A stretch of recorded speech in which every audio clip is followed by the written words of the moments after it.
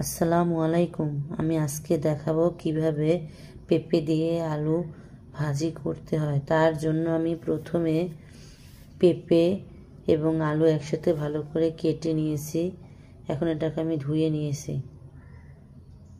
এটাকে ভাজি করার জন্য আমি যে উপকরণ দেব সেটা হলো পেঁয়াজ কুচি, রসুন কুচি, কাঁচামরিচ।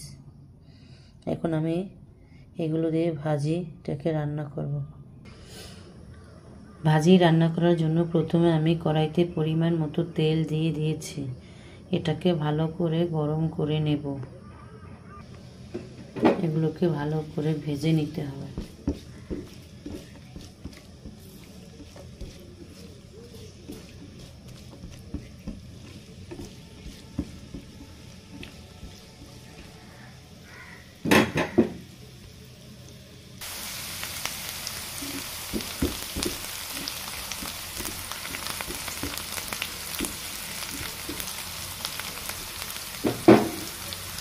এর ভেতর আমি এখন পেঁপে আলু কুচি দিয়ে দেব।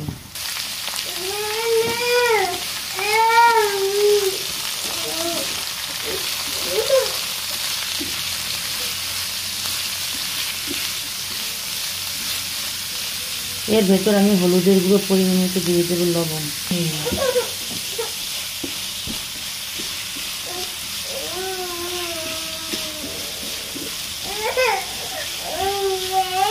এটাকে আমি 5 মিনিট ঢাকা দিয়ে ঢেকে রাখবো।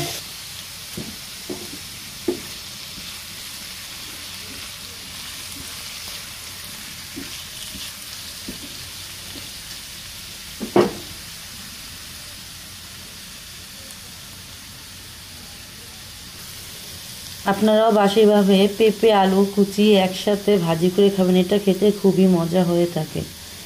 এর ভেতর আমি এখন পরিমাণ মতো ধনেপাতা কুচি দিয়ে দেব।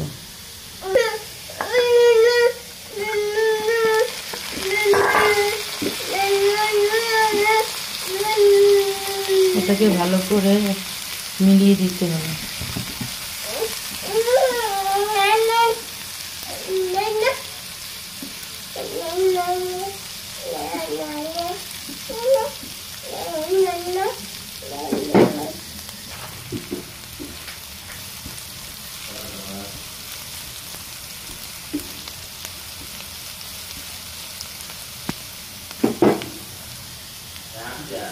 ভাজি রান্না শেষ। এখন এটাকে আমি বাটিতে উঠিয়ে নেব।